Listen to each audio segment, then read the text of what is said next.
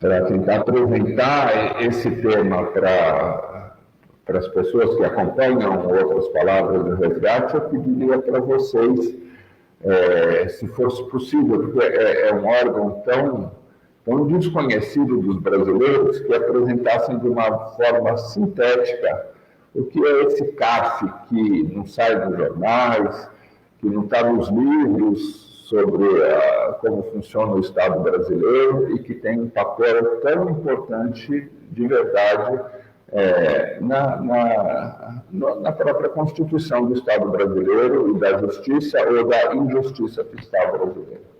Quem pode começar de vocês para nos contar essa história? Posso começar. O CARF é o Conselho Administrativo de Recursos Fiscais. É um órgão que pertence ao Ministério da Economia, né? Não faz parte da estrutura da Receita Federal. E o que faz esse CARF, esse conselho? Ele julga, né, os processos, as autuações fiscais que os auditores da Receita Federal autuam as empresas por sonegação ou elusão fiscal. E aí o contribuinte tem direito a recorrer, se defender. Então ele recorre primeiro, uma primeira instância chamada Delegacia de Julgamento, que é um órgão da Receita Federal. Aí, se ele não se conformar com o resultado dessa decisão de primeira instância, ele pode recorrer a esse CARF, a esse Conselho Administrativo de Recursos Fiscais. Tá? Então, é uma espécie de um tribunal, né?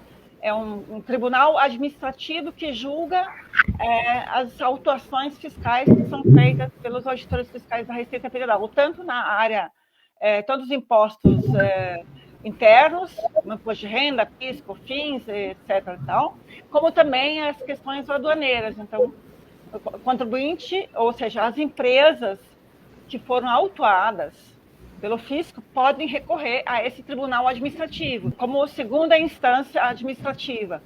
Só que tem uma diferença. O contribuinte pode, depois que ele perder ali, ainda pode ir ao judiciário ainda. Enquanto se o fisco perder, não pode ir ao judiciário. Aí, que eu queria fazer uma distinção. Porque é para todos os contribuintes, mas desde 2020, só quem pode recorrer para esse Conselho Administrativo de Recursos Fiscais, o CARF, como a Clair falou, são as pessoas pessoas físicas ou jurídicas que estão envolvidas em processos de valor superior a 60 salários mínimos. Então, o que isso faz? Isso já cria uma barreira entre aquele cidadão comum e aquele cidadão que tem recursos, porque a pessoa física ou jurídica que tem um processo fiscal, uma autuação fiscal, num valor que seja superior a 60 salários mínimos, está movimentando muito mais que isso em dinheiro. Se essa pessoa está envolvida num processo de valor inferior, o processo dela pode ser objeto de contestação, sim, de impugnação, né? O que a gente chama de impugnação. Mas essa impugnação vai ser decidida por auditores fiscais, não por esse tribunal que tem suas particularidades e que a gente vai conversar um pouco mais. Então, já começa aí a distinção. Se você, esse pequeno contribuinte, você pode impugnar em primeira instância e você até pode recorrer, mas para dentro da Receita Federal. São auditores fiscais que vão julgar esse seu processo. Metade dos julgadores no CARF são indicados pela Fazenda, ou seja, são auditores fiscais. A outra metade dos julgadores não são indicados pela Receita Federal, não são funcionários públicos, né, concursados. São indicados por confederações empresariais. Tá? Esse que é o problema. Então, assim, por isso se chama paritário, metade a composição dos jogadores é metade indicada pelos grandes corporações, vamos por assim, né? Confederações empresariais. O Ricardinho tem os números melhores aí. E a outra metade, então, são auditores fiscais. Então, mas só vai para esse conselho administrativo aqueles débitos, autuações superiores a 60 salários mínimos.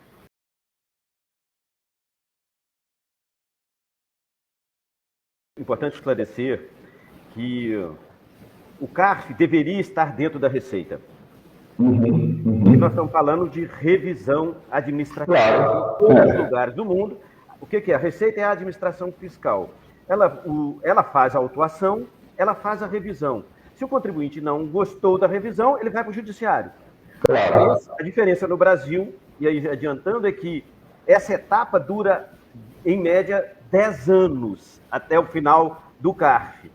E depois disso, principalmente os grandes contribuintes vão para o judiciário, onde esse processo fica por mais, em média, 10 anos. Então, durante 20 anos, muitas vezes, quando chega daqui a 20 anos que ele vai, a Receita vai cobrar, não existe mais a empresa, não existe como realizar o crédito tributário, e isso forma uma dívida que se chama de dívida ativa. Mesmo eles tendo metade dos jogadores no CARF, existia o voto de Minerva, que é o chamado de voto de qualidade, que garantia ao presidente, que era sempre da administração fazendária, na verdade, todos os jogadores da revisão administrativa deviam ser da administração fiscal da Receita. No entanto, em função dessa instituição criada desde a do passado, dos conselhos, metade era dos representantes das confederações empresariais. Então, lá, a Confederação de Instituições Financeiras, a CNI, a Confederação do Comércio indicavam metade dos jogadores. Por que os beneficiários dos tributos interessados, né, as Conferências Nacional de Saúde, Conferência Nacional de Educação e Segurança Pública, não têm assento, porque eles são parte, e, na verdade, o contribuinte, pessoa física, ele indiretamente é quem assume o ônus final do tributo. Mas, além de ser uma instituição absolutamente atípica, anômala, comparada com o restante do mundo, que no restante do mundo não existe isso, né? Não existe essa indicação de... Não é essa indicação de confederações empresariais. No caso brasileiro, tem 2 exemplos, que depois a gente pode falar, que existem alguma coisa parecida com o que você disse, mas no caso brasileiro, as pessoas físicas, o médico, o metalúrgico, o bancário, o professor, que também é contribuinte, pessoa física, não tem representação.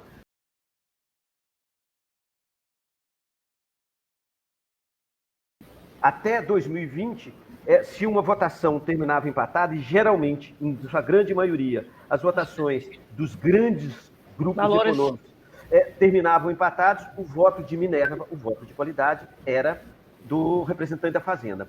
Se o contribuinte perde, ele pode ir para o judiciário e começar novamente lá na primeira instância administrativa, depois ir nas varas federais, depois vai para o tribunal, depois pode ir até o STJ.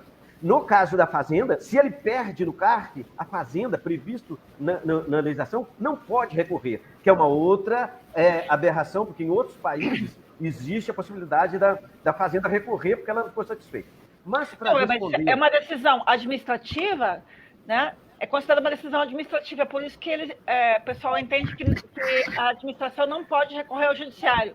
Mas não é mais uma decisão administrativa. Sim, esse aspecto ele está sendo julgado pelo STF, e o ministro Barroso, até no voto dele, ele criou essa possibilidade da Fazenda recorrer contra uma decisão do Poder Executivo. Só que os outros ministros não acompanharam. E o processo está sendo finalizado, assim, já tem 5 votos a favor dessa mudança na legislação que levou o voto de desempate para a esfera privada. Já tem 5 votos favoráveis no STF para considerar isso constitucional, e vai ser considerado constitucional, porque a gente já sabe quem vai votar depois. Uhum. E aí, a decisão do STF, pelo que tudo indica, vai ser contra a possibilidade da Fazenda recorrer ao Poder Judiciário. Então, o que o Ricardo e a Carla mencionaram, da decisão ser definitiva, isso é um fato. O processo de cobrança vai terminar antes mesmo de ir para o Poder Judiciário. E isso tem implicações muito sérias, né, em relação à jurisprudência, a quem vai formar a jurisprudência, se é o Tribunal Administrativo ou o Tribunal Judicial, quem tem acesso, né, o acesso ao Judiciário deveria ser universal. Isso sim é uma questão constitucional. Eu não concordo com a decisão que o STF está tomando mas é isso que vai ser cristalizado na legislação. Eu queria só voltar atrás um pouquinho numa pergunta que você fez, Martins, que eu acho muito importante para o Ricardo terminar o raciocínio, que é sobre os valores, porque o Ricardo mencionou o valor de 1 trilhão, só que se a gente quebrar esses valores, 42% desse 1 trilhão é de processos acima de 1 bilhão de reais. Ou seja, isso já mostra como é concentrado nos grandes contribuintes. E se a gente descer um pouco mais esse valor de 1 bilhão, se a gente partir dos valores acima de 100 milhões, aí já chega a 75%. Então é muito concentrado, entendeu? É muito concentrado. Por isso que é só para os grandes contribuintes. Quando a gente analisa o CARF, a gente fala que é para os grandes contribuintes. Porque os processos de valores bem pequenos, de 60 salários mínimos, eles correspondem a em termos de valor, correspondem a um percentual bem pequeno, apesar de serem vários processos, em termos de valor, o percentual é bem pequeno, é ínfimo comparado com esse valor gigantesco, concentrado em pouquíssimos processos.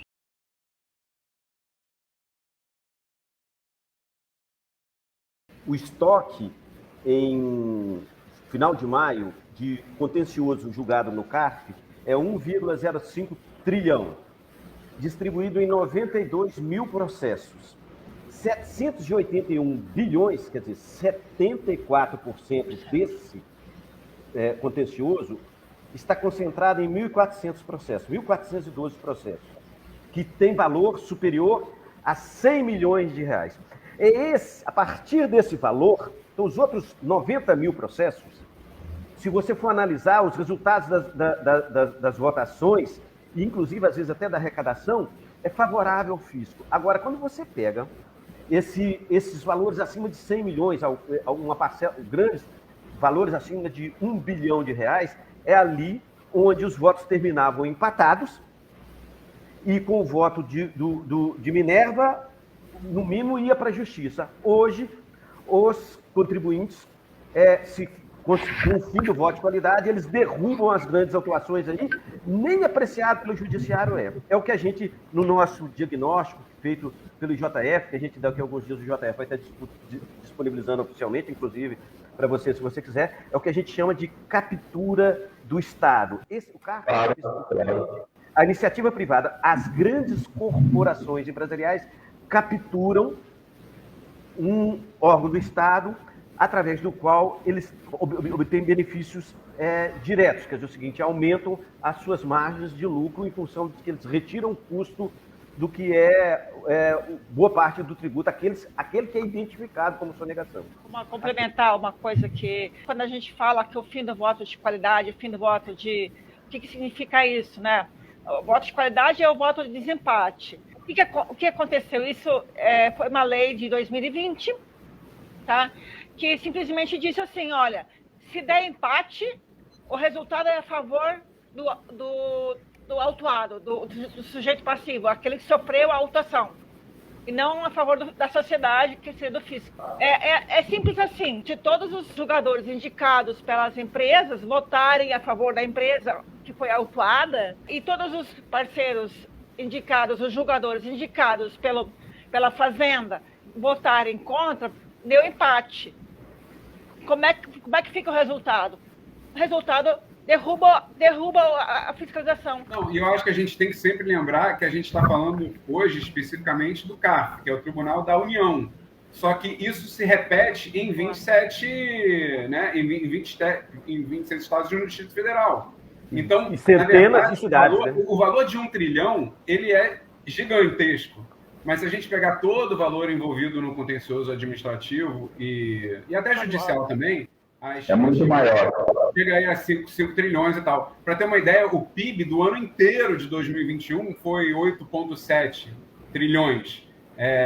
Então é mais de 50% do PIB envolvido em disputas administrativas e judiciais. É um absurdo, né?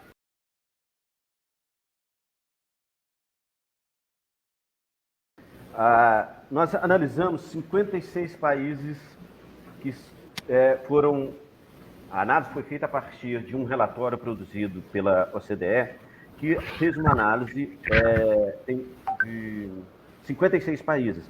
Alguns, a maioria deles dentro da instituição, e outros, como o Brasil, que não são associados, mas participam de forma ativa da instituição. E também um relatório produzido por uma instituição privada de advocacia britânica, em que publica revistas, publicações específicas voltadas para o judiciário, em que se analisou especificamente os litígios tributários de 30 países. Essa estrutura que existe no Brasil não existe em nenhum lugar do mundo. Nos demais países, e aí pegando especificamente os países europeus e mesmo da América Latina, para começar, dos 56 países analisados, em 44, aí tem um percentual exatamente disso aí, porque ela ficou com essa parte do diagnóstico, em 44, essa revisão administrativa se resolve em um ano. É revisão administrativa. Alguns países têm segunda instância. Então é o seguinte, mesmo dentro da administração, o contribuinte ele perdeu a revisão administrativa, ele pode recorrer para um tribunal. Mas somente em todos os países analisados, tem 3 que têm algum tipo de participação externa, especificamente são os países nórdicos, né? Dinamarca, Noruega e Finlândia. Num deles tem a participação quem assume a responsabilidade por nomear é o próprio governo. Nessa nomeação, tem professores universitários, pessoas indicadas pelas instituições empresariais, mas pessoas indicadas pelas confederações, pelos trabalhadores, e algum caso, por exemplo, o caso da Finlândia, em que os beneficiários, então, por exemplo, lá na Finlândia, a arrecadação federal ela vai para municípios, estados e algumas instituições, inclusive como a igreja. Então, eles são interessados na arrecadação, não na derrubar as autuações. Essas parcelas, elas têm a representação nesses conselhos. Então, esse modelo em que... Mas minoritária, né? Minoritária. Em que esse modelo em que as confederações empresariais indicam e hoje podem derrubar, impedir a atuação do judiciário no litígio, ele é única e exclusivamente uma aberração, uma anomalia brasileira.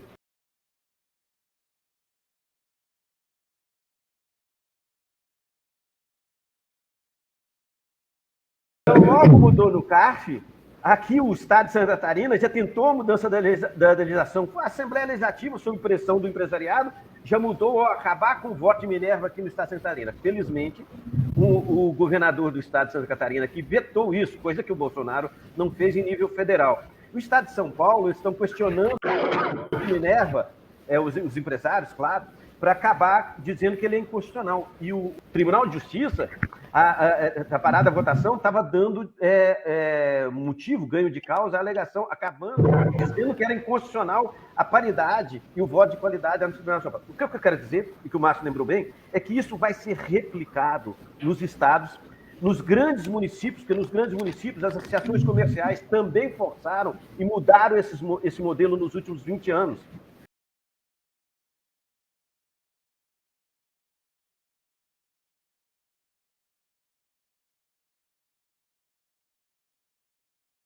Em 2017, uma das instâncias do CARF, que é a Câmara Superior de Recursos Fiscais, daquilo ali, o que foi decidido, 51 bilhões favoráveis à Fazenda. Se tivesse o voto de qualidade já não valesse em 2017, o que era 51 bilhões cai para 21 bilhões. Então, os 30 bilhões dessas decisões foram julgadas com base no voto de qualidade.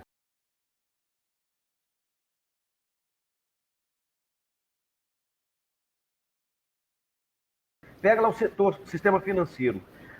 Depois de julgado no CARF, essas grandes corporações, elas tendem a não obedecer à decisão administrativa. Elas só usam não pagam o CARF para protelar. Você pega lá, em 2017, aproximadamente 21 bilhões que foram decididos no setor de petróleo, que é controlado, à época e hoje ainda, pela uma empresa pública, que é a Petrobras.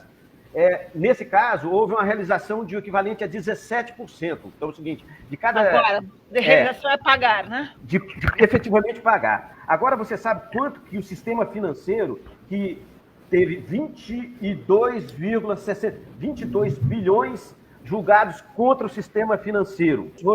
Quanto eles recolheram? 0,32%.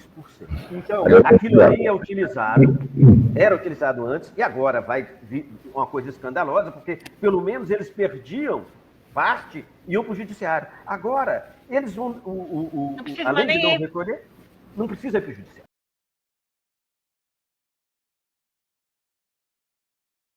Vou contar um pouco, resumidamente, a história do processo legislativo dessa medida provisória. É importante dizer o seguinte, as corporações empresariais já tinham em anos anteriores tentado esse tipo de alteração. Só que eles, primeiro, iam para a proposta e ela geralmente nem passava no Congresso. Tá certo? Então, nesse ano, nessa medida provisória especificamente, houve uma proposta de emenda aglutinativa e que o relator recusou. Então, ela não foi incluída. E quando ela estava em plenário, um parlamentar fez uma emenda com o nome de medida aglutinativa, voltando o texto que tinha sido, não tinha sido aprovado na Comissão de Constituição e Justiça. Mas o fato é que é o seguinte, eu me lembro da história de que ele, no plenário, ele disse o seguinte: eu acabei de ligar para o presidente da República e ele disse que não vai vetar. A alteração foi aprovada na Câmara, mantida no Senado, foi para o Executivo e, contra a recomendação da Receita Federal, da Procuradoria-Geral da Fazenda, há um despacho do Ministério da Justiça, inclusive, recomendando o veto ao artigo 28, que é um artigo plantado dentro da lei. Mesmo assim, o presidente da República sancionou a lei e passou a vigorar.